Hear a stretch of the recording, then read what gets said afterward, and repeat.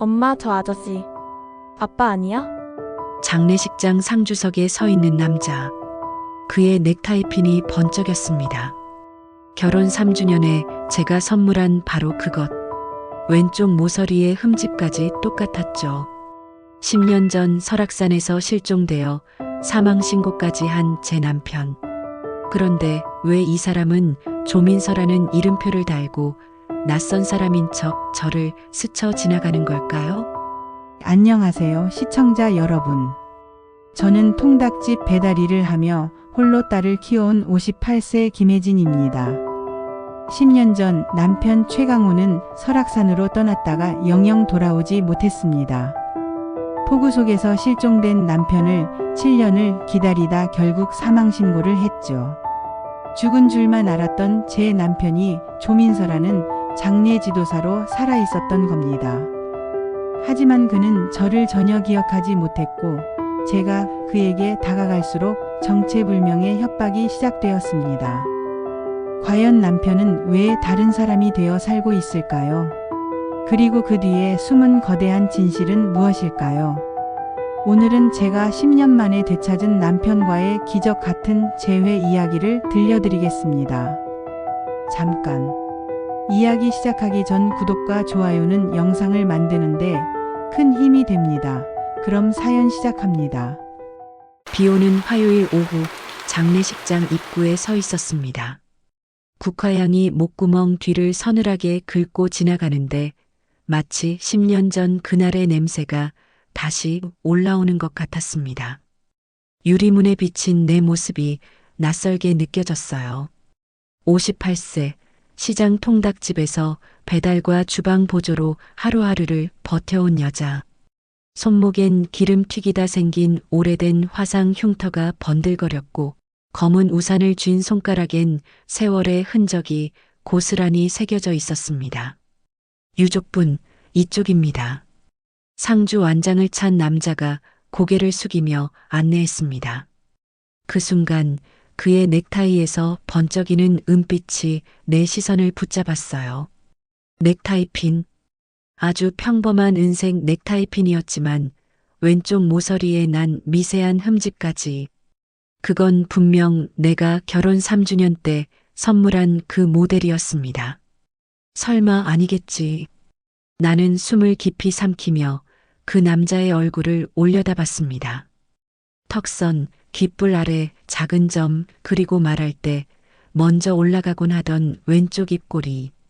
심장이 요동쳤어요. 설악산에서 실종되어 사망신고까지 했던 내 남편, 최강호와 너무나 닮은 얼굴이 거기 있었습니다. 혹시 우리 전에. 말이 채 끝나기도 전에 그의 시선이 내 어깨를 스쳐 뒤로 넘어갔습니다. 낯선 조문객을 대할 때의 그 공손하고도 거리를 둔 표정. 가슴팍의 명패엔 조민서라고 또렷이 적혀 있었어요. 조민서라니. 다른 사람인가? 하지만 내 몸은 이미 알고 있었습니다. 저 걸음걸이, 고개를 살짝 왼쪽으로 기울이는 습관, 손가락으로 넥타이 매듭을 만지작거리는 그 버릇까지. 모든 게 강호였어요. 엄마, 괜찮아? 다인이 내 팔소매를 살짝 잡았습니다. 고3이 된 딸아이는 침착하고 현실적인 성격이었지만 지금 내 얼굴에서 뭔가 이상함을 감지한 듯 했어요. 아버지에 대한 기억이 거의 없는 아이. 집 거실에 걸린 빛바랜 사진 속 젊은 남자만 아빠로 알고 자란 아이였습니다. 응, 괜찮아. 조문하고 가자. 나는 애써 웃는 척 고개를 끄덕였지만 손바닥은 이미 식은땀으로 축축하게 젖어 있었습니다. 살아있구나. 그런데 날 잊었구나. 분향소 안으로 들어가면서도 계속 그를 곁눈질로 살폈습니다. 그는 능숙한 손놀림으로 조문객들을 안내하고 상주들을 위로하며 때로는 복도 끝에서 누군가와 서류를 주고받았어요. 완벽한 장례 지도사의 모습이었습니다. 마치 태어날 때부터 이 일을 해온 사람처럼. 빈소에서 나와 화장실로 향하는 내 발걸음이 무거웠습니다. 거울 앞에 서서 핸드폰을 꺼냈어요. 사진 폴더를 뒤져 백업 파일을 찾았습니다. 강호와 함께 찍은 마지막 가족 사진. 설악산으로 떠나기 일주일 전 다인이의 7살 생일날 찍은 사진이었어요. 정말 같은 사람일까? 사진 속 강호의 얼굴과 방금 본 조민서의 얼굴을 머릿속에서 겹쳐봤습니다. 오랜 시간이 얼굴에 주름을 더하고 머리카락에 은빛을 섞었지만 뼈대는 변하지 않는 법이죠. 다시 복도로 나와 그의 동선을 눈으로 쫓았습니다. 휴게실에서 커피를 타는 그를 발견했어요. 종이컵에 커피를 붓고 설탕 한 봉지를 찢어 넣은 다음 플라스틱 막대로 적기 시작했습니다. 시계 반대 방향 3번, 시계 방향 2번. 내 입술이 저절로 중얼거렸습니다. 정확히 그 순서대로, 그 리듬대로 커피를 적고 있었어요. 강호만이 가진 강박적인 루틴. 그게 아니면 커피가 제대로 섞이지 않는다고 우기던 그 습관이 그대로였습니다. 실례합니다만 조민서님. 용기를 내어 다가갔습니다. 그가 고개를 들어 나를 바라봤어요. 정중하지만 낯선 이를 대하는 그 눈빛. 네, 무엇을 도와드릴까요? 우리 전에 만난 적이 있는 것 같은데요. 혹시 기억나시는지. 그가 잠시 생각하는 듯 하더니 고개를 저었습니다. 죄송합니다. 기억이 나지 않네요. 제가 이 일을 오래 하다 보니 많은 분들을 뵙긴 하지만 대답은 깔끔했고 목소리는 차분했습니다. 하지만 그 순간 아주 짧게 그의 눈동자가 흔들리는 것을 봤어요. 마치 깊은 물속에서 뭔가가 스쳐 지나가듯이. 엄마, 너무 몰아붙이지 마. 다른 사람일 수도 있잖아. 다인이 내 옆에 와서 속삭였습니다. 맞는 말이었어요. 내가 너무 성급한 건지도 모릅니다. 세월이 사람을 얼마나 바꿔놓는지 나 자신이 제일 잘 알고 있으면서도 조문을 마치고 장례식장을 나서는데 발걸음이 쉽게 떨어지지 않았습니다. 유리문 너머로 그가 다른 조문객을 안내하는 모습이 보였어요. 강호야, 정말 너야? 아니면 내가 너무 보고 싶어서 만들어낸 환상일까?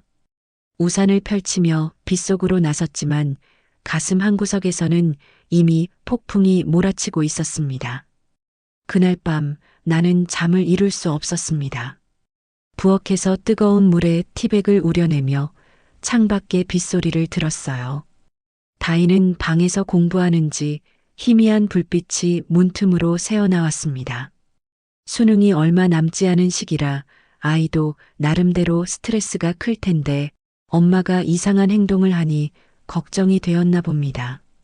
내가 너무 성급했나? 하지만 그 넥타이 핀, 그 커피 젓는 습관은 우연이라고 하기엔 너무 정확했어요. 핸드폰을 켜고 다시 사진 폴더를 열었습니다. 10년 전 백업 파일들이 시간 순서대로 정렬되어 있었어요. 2014년 3월 15일 마이너스 강호 생일날 케이크 앞에서 웃는 모습. 2014년 5월 5일 마이너스 어린이날 다인이를 목말 태운 채 놀이공원에서. 2014년 8월 20일 마이너스 우리 결혼기념일 작은 레스토랑에서. 2014년 10월 7일 마이너스 설악산 단풍 구경 케이블카 앞에서. 마지막 사진이었습니다. 그로부터 일주일 뒤 강호는 회사 동료들과 설악산 등반을 갔다가 실종되었어요. 폭우가 쏟아지던 날 계곡 근처에서 마지막으로 목격되었다는 증언만 남긴 채 사진을 확대해서 자세히 들여다봤습니다. 턱선의 각도, 귓불에 난 작은 점, 웃을 때 먼저 올라가는 왼쪽 입꼬리, 심지어 손가락 마디의 굵기까지. 오늘 본 조민서와 너무나 똑같았어요. DNA 검사라도 해야 하나? 아니면 내가 미쳐가는 걸까? 새벽 3시, 더는 참을 수 없어서 다시 장례식장 홈페이지를 검색했습니다. 영안실 안내, 장례 절차, 직원 소개. 직원 소개 페이지를 클릭했어요. 그리고 거기서 글을 찾았습니다. 조민서 팀장, 경력 10년, 담당 장례 진행 총괄, 자격 장례 지도사 1급, 경력 10년. 정확히 강호가 실종된 시기와 맞아떨어졌습니다. 하지만 이것만으론 아무것도 증명할 수 없었어요. 다음 날 오전 나는 통닭집에 거짓말을 하고 다시 장례식장을 찾았습니다. 어서 오세요. 어제 오셨던 분이시네요. 조민서가 나를 알아봤습니다.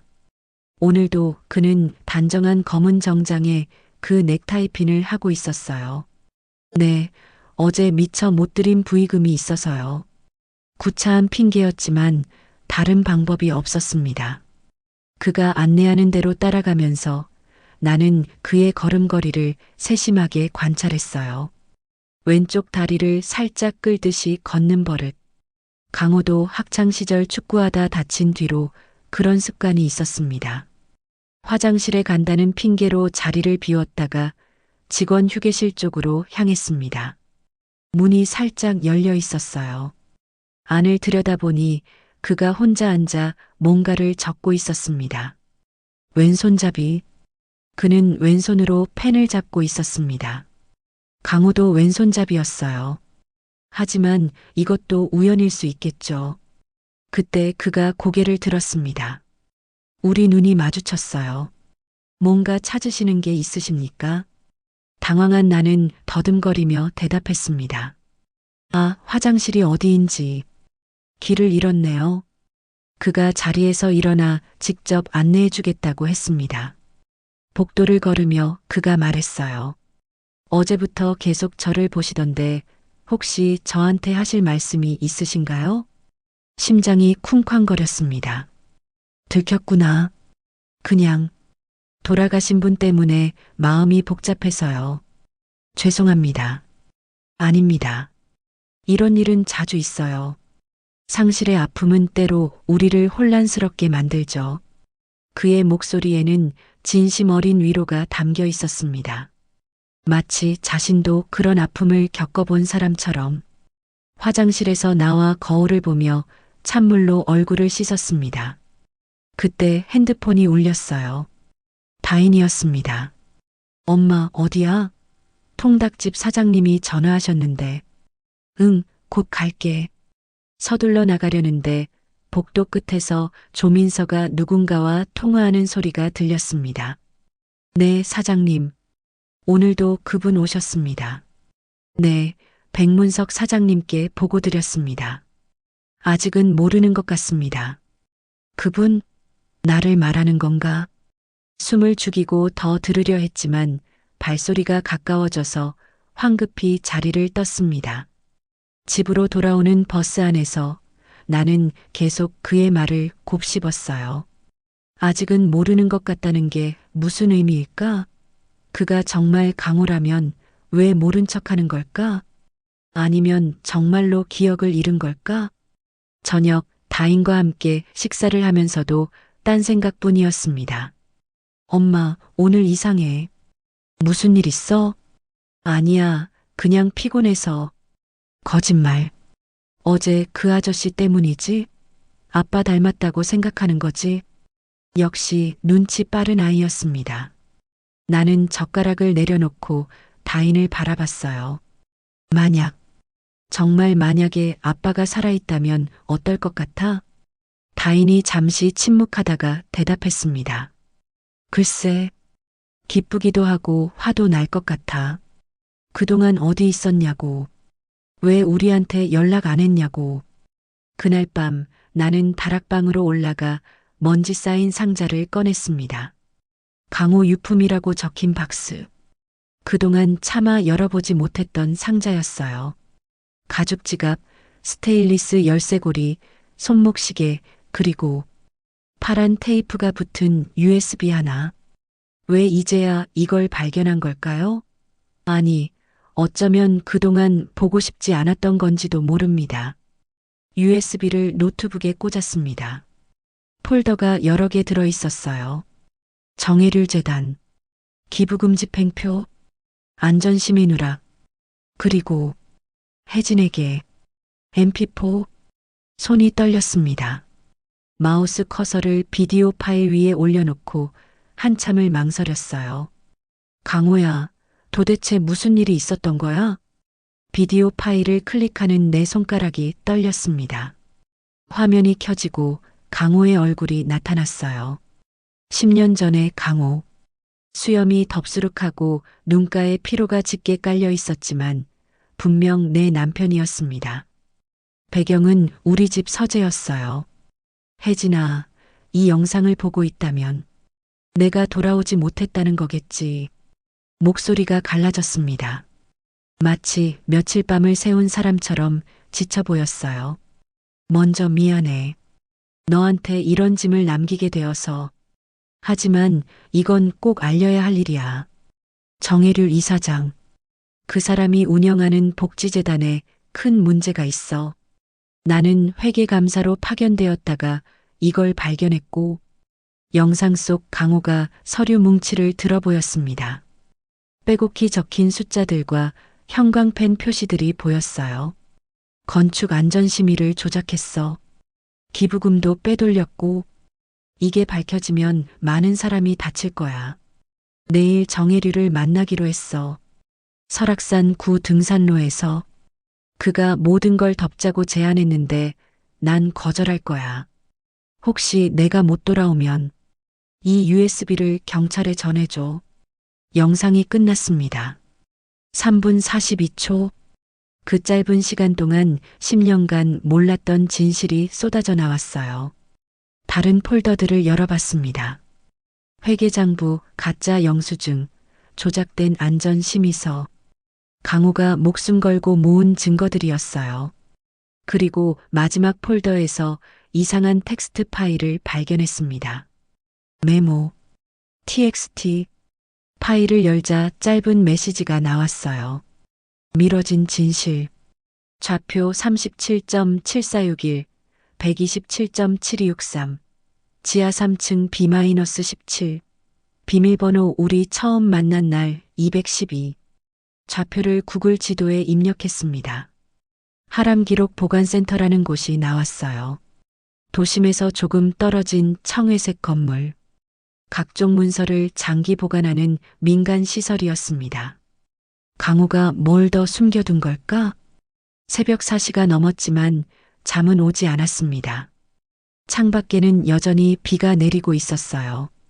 빗방울이 창문을 두드리는 소리가 마치 강호가 문을 두드리는 것 같았습니다.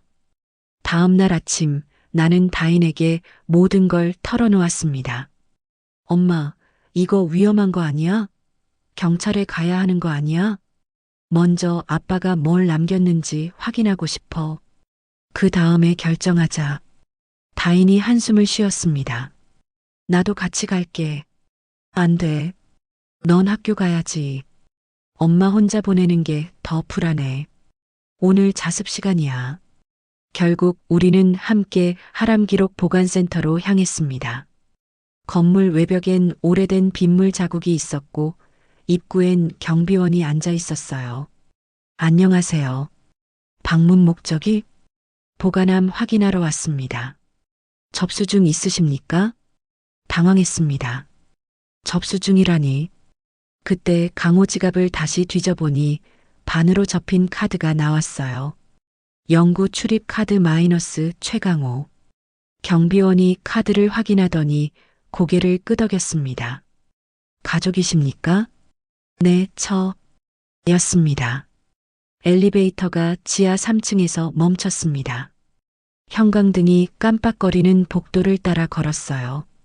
B-17 철제 보관함 앞에 섰습니다. 비밀번호 입력창이 떴어요. 우리 처음 만난 날 2월 12일 대학 도서관에서 처음 만난 날이었습니다. 211을 입력했어요. 딸깍 문이 열렸습니다. 안에는 갈색 봉투 하나와 작은 녹음기가 있었어요. 봉투 겉면에 강호의 글씨로 적혀 있었습니다. 정혜률 비리 정리 최강호 마이너스 원본. 봉투를 열자 더 많은 서류가 나왔습니다. USB에 있던 것보다 훨씬 상세한 내용들. 계약서 원본, 녹취록, 심지어 사진들까지. 정혜률과 고위 공무원들이 함께 찍은 사진, 돈다발이 담긴 가방, 위조된 서류에 도장 찍는 장면. 엄마, 이거 장난 아닌데? 다인이 숨을 죽이며 말했습니다. 그때 복도 끝에서 구두 소리가 들렸어요. 규칙적이고 빠른 발소리. 누군가 이쪽으로 오고 있었습니다. 엄마, 누가 와? 서류를 다시 봉투에 넣고 녹음기와 함께 가방에 쑤셔 넣었습니다. 보관한 문을 닫고 자연스럽게 걷기 시작했어요. 하지만 발소리는 점점 가까워졌습니다. 잠깐만요. 뒤에서 남자 목소리가 들렸습니다. 돌아보니 정장 입은 남자 둘이 서 있었어요. 뭔가 찾으셨습니까? 아니요. 그냥 오래된 서류 확인하러 왔다가 가는 길입니다. 남자들이 서로 눈짓을 주고받았습니다. 불안한 기운이 감돌았어요. 혹시 최강호 씨 가족이신가요? 심장이 쿵 내려앉았습니다. 어떻게 알았을까? 네, 맞습니다만. 저희는 정혜률 이사장님 비서실에서 나왔습니다. 이사장님께서 만나고 싶어 하십니다. 거절할 분위기가 아니었습니다. 하지만 다인이 있어서 더 불안했어요. 딸은 학교에 보내야 합니다. 그럼 따님은 보내드리고 어머님만 잠시 모시겠습니다. 다인이 내 손을 꽉 잡았습니다. 무서워하는 게 느껴졌어요. 괜찮아. 학교가 있어. 다인 귀에 속삭였습니다. 장례식장 조민서 팀장한테 가서 이 일 얘기해. 그리고 이거. 몰래 USB를 다인 주머니에 넣어줬습니다. 비상계단으로 다인을 먼저 보내고 나는 남자들을 따라 검은 승용차에 올랐습니다. 차는 도심을 벗어나 한적한 곳으로 향했어요. 강호야, 당신은 이 사람들 때문에 실종된 거야? 차 안에서 핸드폰을 만지작거렸습니다. 혹시 모르니까 녹음 어플을 켜두었어요. 30분쯤 지났을까 차가 어느 전원주택 앞에 멈췄습니다. 대문이 열리고 잘 가꿔진 정원이 보였어요. 그리고 현관 앞에 서 있는 남자. 사진에서 본 정혜률 이사장이었습니다. 어서 오세요. 최강호 씨 부인. 60대 중반쯤 되어 보이는 그는 점잖은 미소를 지었지만 눈빛은 차가웠어요. 초대해 주셔서 감사합니다만 전 바쁜 일이 있어서 차 한잔하고 가시죠. 10년 만입니다. 10년 만이라니. 그는 강호의 실종을 알고 있었다는 건가요? 응접실로 안내되었습니다. 벽에는 각종 상장과 사진들이 걸려 있었어요. 지역 유지로서의 화려한 이력을 자랑하듯이 최강호 씨는 참 고지식한 사람이었어요. 조금만 융통성이 있었다면 남편이 어떻게 된 건지 아십니까? 그가 찻잔을 들며 말했습니다. 그날 설악산에서 사고가 있었죠. 안타까운 일이었습니다. 사고가 아니었다는 걸 제가 알면 어떻게 될까요? 정혜률의 표정이 굳어졌습니다. 부인, 죽은 사람은 돌아오지 않습니다. 하지만 산 사람은 계속 살아가야 하죠. 딸도 있으시고. 은근한 협박이었습니다. 다인을 건드린다는 암시. 무엇을 원하십니까? 간단합니다. 오늘 보관소에서 가져온 것들 모두 돌려주시면 됩니다. 그리고 앞으로 이 일에 대해 침묵하시면 제가 부인과 따님의 평온한 삶을 보장해드리죠. 새벽 3시 전화벨 소리에 잠이 깼습니다. 침대맡 테이블에서 진동하는 핸드폰 화면엔 발신자 표시 제한이라고 떴어요. 불안한 마음으로 전화를 받았습니다. 여보세요? 한참 동안 아무 소리도 들리지 않았습니다. 숨소리만 희미하게. 그리고 낮고 눌린 남자 목소리가 들렸어요. 김혜진 씨, 오늘 낮에 기분 나빴습니다. 누구시죠? 정혜률 이사장 사무국입니다. 쓸데없는 일에 발 들이지 마시죠. 손이 떨렸습니다. 정혜률, 강호를 위협했던 그 사람이 이제 나를 노리고 있었어요. USB는 원래 자리로 돌려놓으세요. 그리고 조민서를 만나는 것도 그만두시고 당신들이 뭘 했는지 알아요. 제 남편에게 죽은 사람 이야기는 그만하시죠. 따님이 있으시죠? 최다인. 한성여고 3학년. 수능이 얼마 안 남았는데 피가 거꾸로 솟는 것 같았습니다. 내 딸은 건드리지 마세요. 그럼 하던 일을 멈추세요. 이건 경고입니다. 다음엔 없어요. 전화가 끊겼습니다. 나는 떨리는 손으로 다인의 방문을 열어봤어요. 아이는 평화롭게 잠들어 있었습니다. 책상 위엔 수능 문제집이 펼쳐져 있었고 형광펜으로 밑줄 친 흔적들이 보였어요. 이 아이를 지켜야 해. 하지만 강호의 진실도 포기할 수 없었습니다. 부엌으로 나가 물을 마시며 생각을 정리했어요. 그때 또 문자가 왔습니다. 한강식 형사 방금 전화 받으셨죠? 녹음하셨기를. 내일 오전 10시 중앙경찰서로 오세요. 형사님이 어떻게 알았을까? 혹시 우리를 감시하고 있는 건가? 잠을 이룰 수 없었습니다. 거실 소파에 앉아 창밖을 바라봤어요. 새벽 빗줄기가 유리창을 두드렸고 가로등 불빛이 빗물에 번져 보였습니다. 문득 강호와 함께했던 날들이 떠올랐어요. 혜진아, 만약 내게 무슨 일이 생기면 다인이 잘 부탁해. 결혼 10주년 때 그가 했던 말이었습니다. 그때는 그저 농담인 줄 알았는데 아침 7시 다인이 일어났습니다. 엄마 안 잤어? 눈이 빨개. 응, 좀 그래. 다인아, 오늘 학교 끝나고 바로 집에 와. 학원도 가지 마. 왜? 무슨 일 있어? 나는 망설이다가 다인의 손을 잡았습니다. 어젯밤에 협박 전화가 왔어. 정혜률이라는 사람한테서. 다인의 얼굴이 굳어졌습니다. 경찰에 신고했어? 오늘 형사님 만나러 갈 거야. 너는 학교에서 조심하고 이상한 사람이 접근하면 바로 전화해. 다인이 고개를 끄덕였습니다. 의젓한 아이였지만 눈빛엔 불안이 서려 있었어요. 오전 10시 중앙경찰서 강력계 사무실. 한강식 형사는 45세 정도의 중년 남성이었습니다. 각진 턱에 날카로운 눈매가지만 말투는 의외로 부드러웠어요. 최강호 씨 사건을 제가 담당했었죠. 결국 못 찾아서 죄송합니다. 형사님, 제 남편이 살아있는 것 같아요. 나는 USB와 녹음기, 그리고 보관소에서 찾은 서류들을 모두 꺼내 놓았습니다. 형사님이 하나하나 검토하며 표정이 점점 심각해졌어요. 이건 정혜률 재단의 비리 증거네요. 그리고 이 협박 녹음. 조민서라는 사람이 있어요. 장례식장에서 일하는데 제 남편과 너무 닮았어요.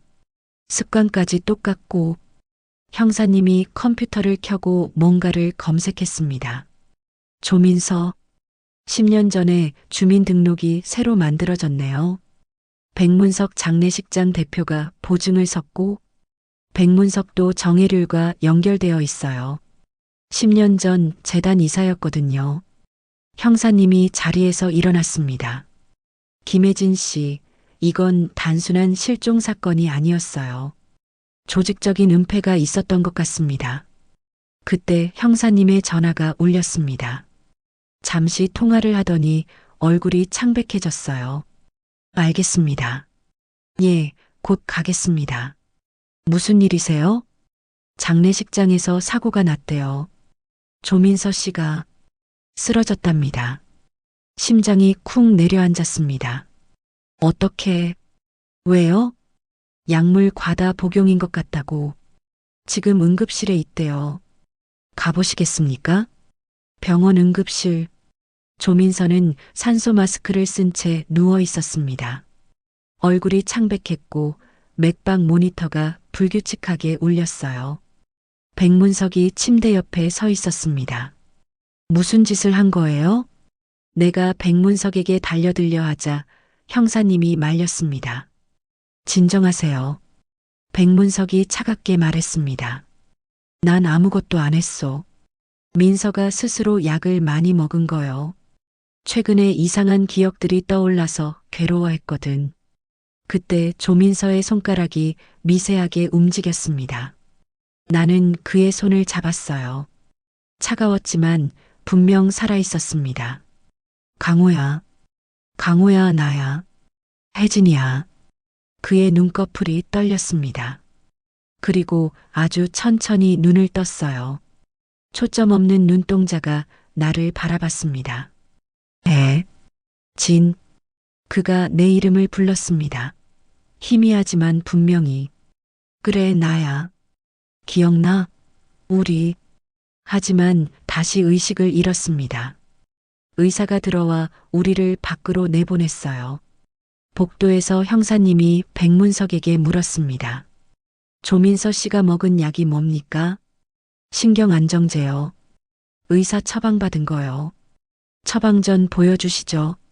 백문석이 머뭇거렸습니다. 그건 개인 의료 정보라서 수사에 필요합니다. 협조 안 하시면 영장 청구하겠습니다. 그때 내 핸드폰에 문자가 왔습니다. 다인 엄마, 이상한 차가 학교 앞에 계속 서 있어. 무서워. 피가 거꾸로 솟았습니다. 형사님, 제 딸이 위험해요. 형사님이 즉시 무전을 쳤습니다. 한성역으로 순찰차 보내. 긴급이다. 나는 택시를 잡아 타고 학교로 달려갔습니다. 형사님도 따라왔어요. 학교 앞에 도착했을 때 검은 승용차 한 대가 급하게 떠나는 게 보였습니다. 다인은 교무실에 있었습니다. 무사했지만 얼굴이 하얗게 질려 있었어요. 엄마, 아이를 꼭 안았습니다. 따뜻한 체온이 느껴지자 그제야 안도했어요. 이제 괜찮아. 형사님도 계시고. 한강식 형사가 다인에게 물었습니다. 그 차 번호 봤니? 네, 사진 찍었어요. 다인이 핸드폰을 보여줬습니다. 형사님이 번호를 확인하고 또 무전을 쳤어요. 차량 번호 조회 부탁한다. 잠시 후 답이 왔습니다. 정혜률 재단 소유 차량입니다. 이제 확실했습니다.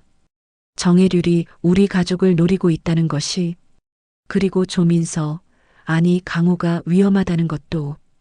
형사님, 이제 어떻게 해야 하죠? 정식 수사를 시작하겠습니다. 그리고 조민서 씨 신변도 보호하고 김혜진 씨 가족도 보호 대상입니다. 그날 밤 우리는 경찰이 마련한 안전가옥으로 이동했습니다. 낯선 방에서 다인과 함께 누웠지만 잠은 오지 않았어요.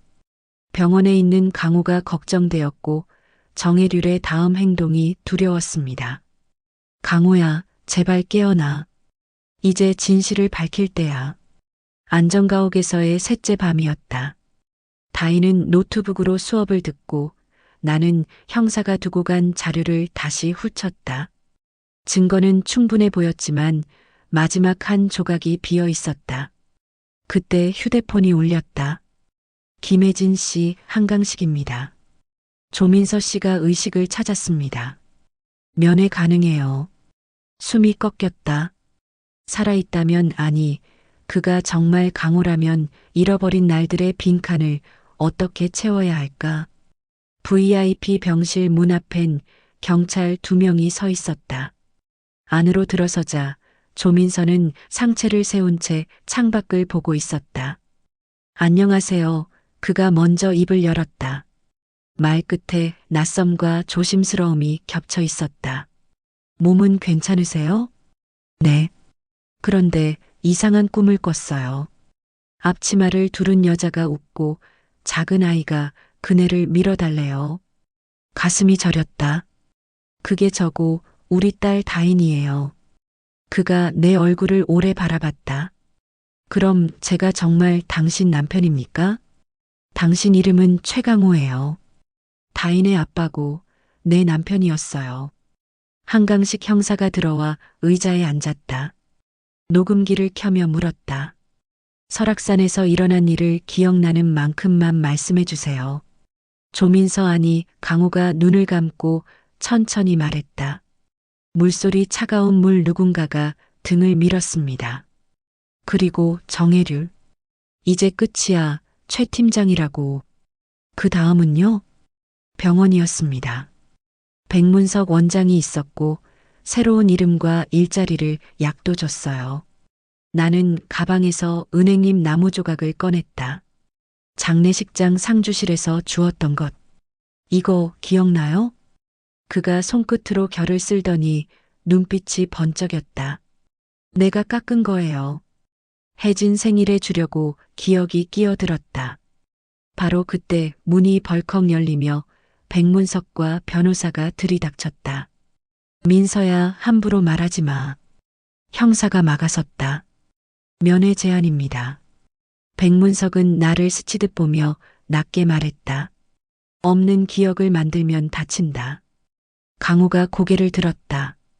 원장님이 구한 게 아니라 가둔 거였죠. 약은 기억을 눌렀고요. 백문석의 표정이 일그러졌다. 변호사랑만 이야기하겠소. 그들은 급히 물러났다. 형사가 메모를 접었다. 이제 우리가 먼저 움직일 차례입니다. 그날 오후 우리는 장례식장 상주 대기실로 갔다. 좁은 방엔 간이 침대와 작은 책상, 낡은 옷장이 전부였다. 강호가 손끝으로 서랍에 긁힌 자국을 더듬었다. 여기서 오래 살았네요. 서랍 안에서 빛바랜 가족사진 한 장이 나왔다. 우리 셋이 단풍 아래 서 있는 사진. 강호가 사진을 품에 댔다. 누군지 모르는 얼굴이었는데 이상하게 보고 있으면 가슴이 아팠어요. 옷장 맨 안쪽에서 작은 금고가 나왔다. 비밀번호 아세요? 그는 고개를 저었다. 나는 수첩의 힌트를 떠올렸다. 210이 우리가 처음 만난 날. 숫자를 누르자 딸깍. 금고 안엔 수첩과 USB, 그리고 두툼한 봉투. 봉투에는 사진이 빼곡했다. 정혜률과 백문석이 돈다발을 주고받는 장면, 비밀 회동 장소, 날짜와 시간. 형사가 휘파람을 삼켰다. 이 정도면 직진이네요. 수첩엔 삐뚤빼뚤한 글씨가 적혀 있었다. 약을 먹으면 머리가 멍해진다. 안 먹으면 누군가의 웃는 얼굴이 떠오른다. 오늘도 그 여자가 왔다. 아는 사람 같은데 이름이 생각나지 않는다. 페이지 모서리가 젖어 있었다. 그때 밖에서 고함이 터졌다. 경찰이다. 움직이지 마. 동시에 건물 반대편에서 발소리가 몰려왔다. 창문 사이로 검은 코트를 입은 남자들이 보였다.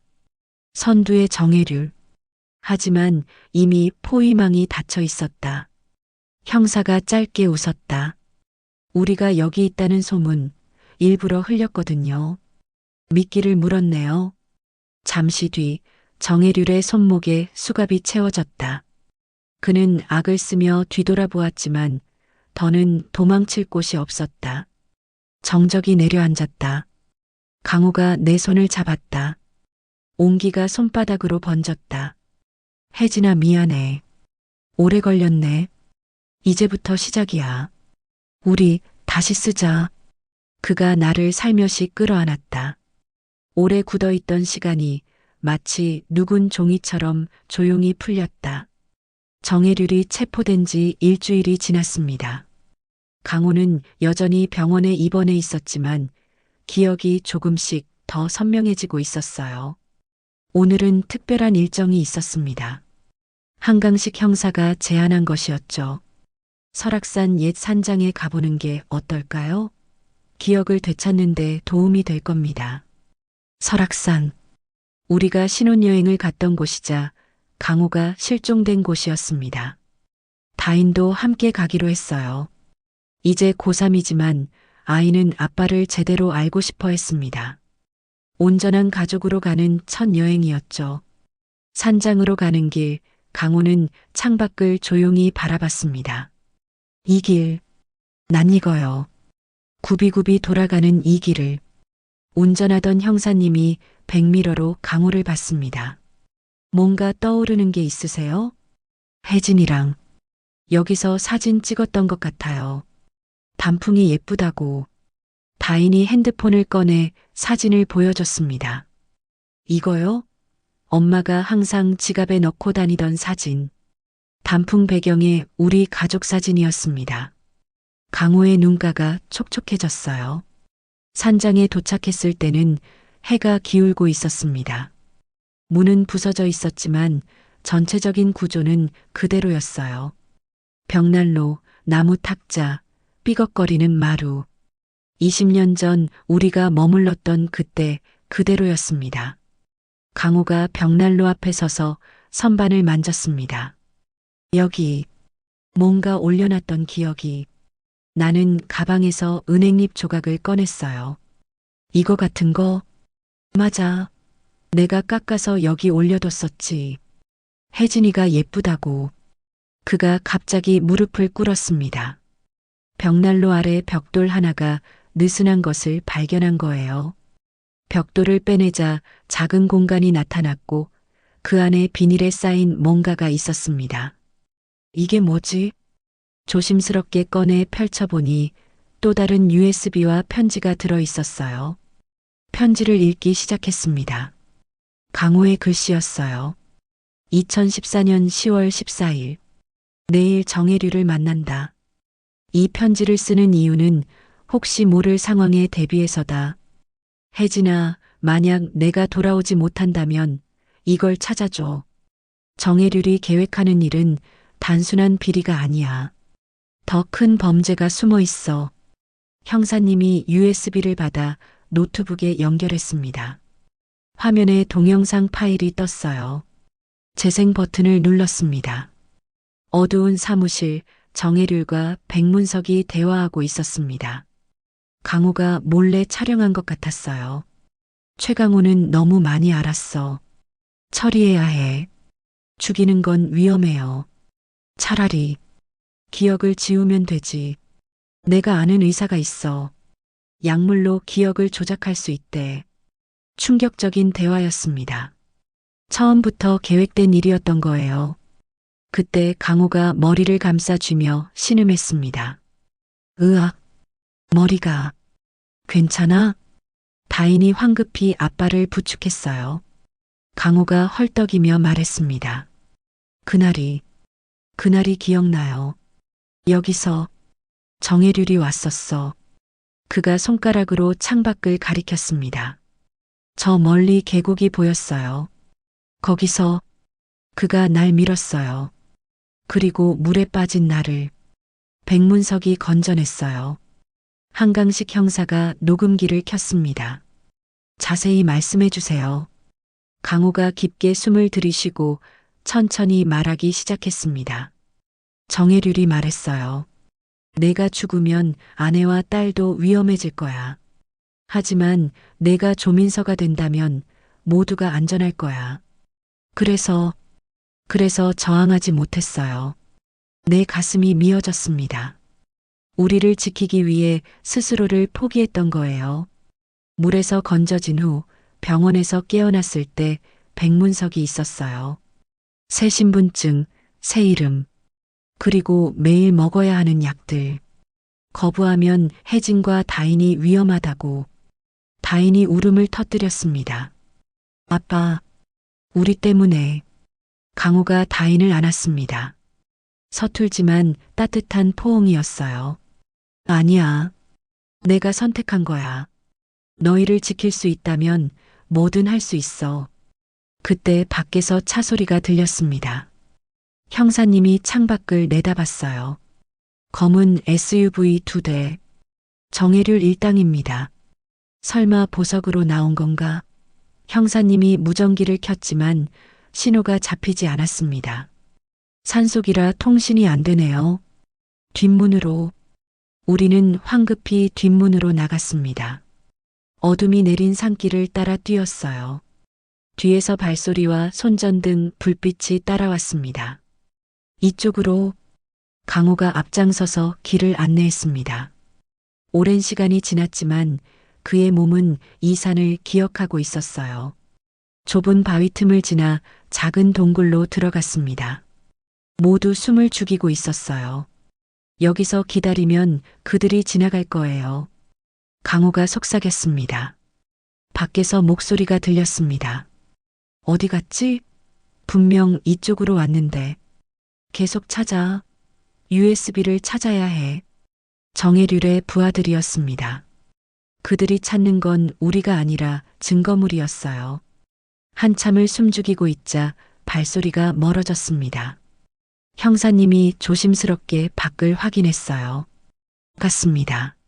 하지만 산장으로 돌아갈 순 없어요. 등산로를 따라 내려가면 매표소가 있어요. 거기서 도움을 요청할 수 있을 거예요. 강호가 제안했습니다. 어둠 속에서 조심스럽게 산을 내려갔습니다. 강호와 내가 손을 잡고 다인이 아빠 팔을 붙잡고 있었어요. 온 가족이 함께하는 순간이었지만 위기 상황이라는 게 아이러니했습니다. 드디어 불빛이 보였습니다. 매표소였어요. 형사님이 달려가 문을 두드렸습니다. 경찰입니다. 긴급 상황이에요. 관리인이 문을 열어줬고 형사님은 곧바로 지원을 요청했습니다. 30분 후 경찰차들이 도착했습니다. 정혜률 일당 5명을 현장에서 체포했습니다. USB도 찾으려 했던 것 같습니다. 보고를 받은 형사님이 안도의 한숨을 쉬었어요. 산장으로 돌아가 증거물들을 수습했습니다. USB, 편지, 그리고 벽난로에서 찾은 모든 것들. 이제 정혜류를 완전히 끝낼 수 있는 증거가 충분했어요. 돌아오는 차 안 강호가 조용히 말했습니다. 이제 정말 끝난 건가요? 네. 이제 최강호로 돌아올 수 있어요. 형사님이 대답했습니다. 다인이 아빠 손을 꼭 잡았어요. 아빠, 이제 우리랑 같이 살 거죠? 강호가 나를 바라봤습니다. 그 눈빛엔 미안함과 그리움이 섞여 있었어요. 알아요. 쉽지 않을 거예요. 하지만 우리에겐 아직 시간이 있어요. 나는 그의 손을 잡았습니다. 거칠어진 손이었지만 여전히 따뜻했어요. 밤하늘엔 별이 가득했고 우리는 집으로 향하고 있었습니다. 법원 앞 햇살이 따스하게 내리쬐는 봄날이었습니다. 강호의 손에 들린 서류가 바람에 살짝 펄럭였어요.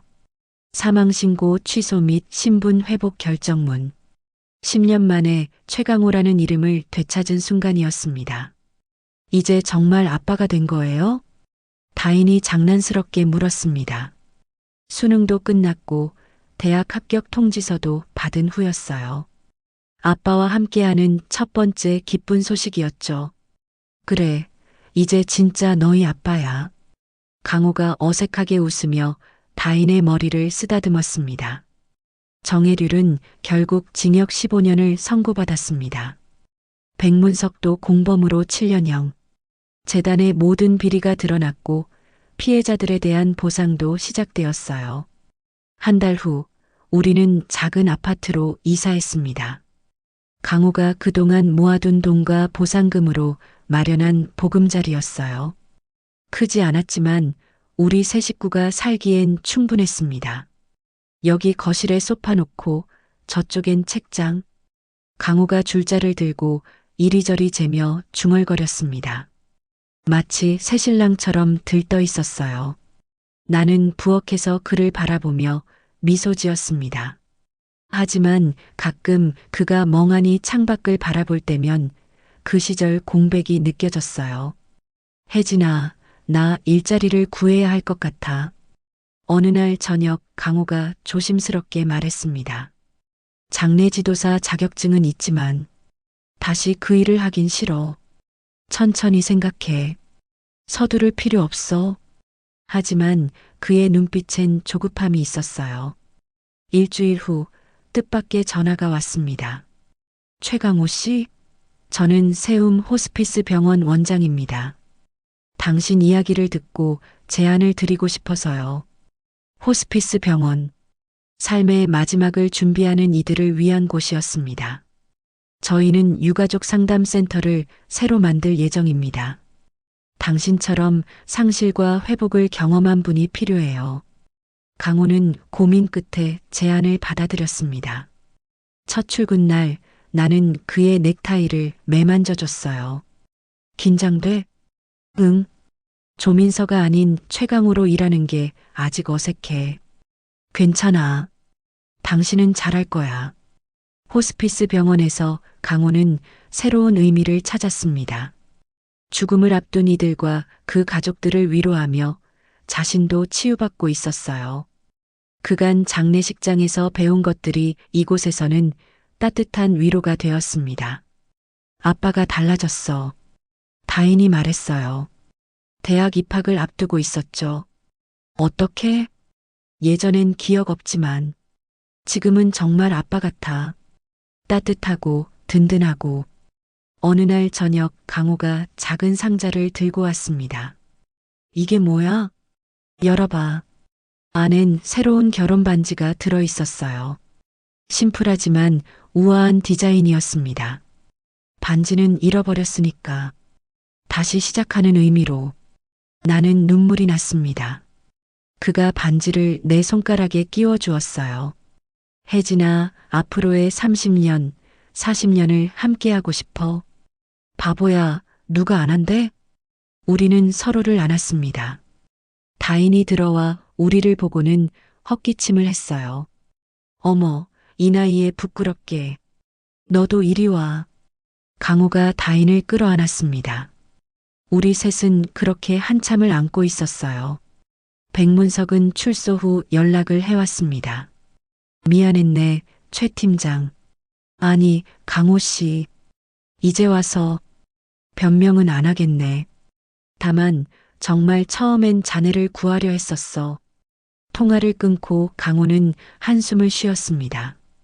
용서는 못하지만 덕분에 살았으니. 세월이 흘렀습니다.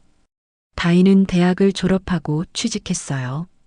강호는 호스피스 센터장이 되었고 나는 작은 카페를 열었습니다. 어느 가을날 우리는 다시 설악산을 찾았습니다. 새로운 추억을 만들기 위해서였어요. 단풍은 여전히 아름다웠고 계곡물은 맑게 흐르고 있었습니다. 무서웠어? 강호가 물었습니다. 뭐가? 혼자 다인이 키우면서 나는 그의 손을 꼭 잡았습니다. 무서웠지. 하지만 이겨냈어. 우리 모두. 강호가 주머니에서 뭔가를 꺼냈습니다. 새로 깎은 은행잎 조각이었어요. 이번엔 잃어버리지 않을 거야. 나도. 당신도, 이 조각도. 해가 저물어가는 하늘 아래 우리는 천천히 산을 내려왔습니다. 강호의 일기장 마지막 페이지엔 이렇게 적혀 있었습니다. 살아 돌아오는 절차는 끝났다. 하지만 다시 살아내는 일은 이제 시작이다. 혜진과 다인과 함께라면 남은 시간들을 채워갈 수 있을 것이다. 잃어버린 10년보다 더 길고 깊은 사랑으로. 우리 집 거실엔 가족 사진이 걸렸습니다. 강호, 나 그리고 다인. 긴 공백을 딛고 다시 모인 우리. 사진 속에서 우리는 모두 웃고 있었습니다. 완벽하진 않지만 완전한 우리만의 행복한 얼굴로. 창밖엔 첫눈이 내리고 있었습니다. 새하얀 눈송이가 과거의 상처를 덮어주듯 조용히 쌓여가고 있었어요. 엄마, 아빠, 저녁 먹어요. 다인의 목소리가 들렸습니다. 이제는 자연스러운 아빠라는 호칭이었죠. 강호가 내 어깨를 감싸며 말했습니다. 가자. 우리 딸이 부르잖아. 우리는 함께 식탁으로 향했습니다. 따뜻한 된장찌개 냄새가 집안을 가득 채웠어요. 평범하지만 소중한 우리의 일상이었습니다. 강호는 이제 최강호라는 이름을 되찾았습니다. 정혜률은 15년형을 선고받았고 우리 가족은 작지만 따뜻한 보금자리에서 새로운 시작을 했습니다. 10년의 공백은 하루아침에 메워지지 않았어요. 때론 서로 어색하고 때론 서툴렀습니다. 하지만 우리에겐 앞으로의 시간이 있었죠. 강호는 이제 호스피스 병원에서 상실의 아픔을 겪는 가족들을 위로하며 살아갑니다. 자신이 겪은 아픔이 누군가에겐 희망이 될 수 있다는 걸 알았으니까요. 시청자 여러분, 살다 보면 믿을 수 없는 이별을 겪기도 하고 상상도 못한 재회를 하기도 합니다. 하지만 진짜 사랑은 시간도 기억도 이길 수 있다는 것. 그것이 제가 이 긴 터널을 지나며 배운 진실입니다. 혹시 지금 가족과의 관계로 아파하고 계신가요? 포기하지 마세요. 기적은 포기하지 않는 사람에게 찾아옵니다. 오늘도 긴 사연 들어주셔서 감사합니다. 지금 바로 구독 버튼과 좋아요를 눌러주시고 알림 설정까지 해주시면 더 많은 감동적인 사연으로 찾아뵙겠습니다. 그리고 댓글로 여러분의 생각과 응원 메시지를 남겨주세요. 제가 하나하나 다 읽어보고 있답니다. 특히 오늘 사연이 마음에 와닿으셨다면 주변 분들께도 공유 부탁드려요.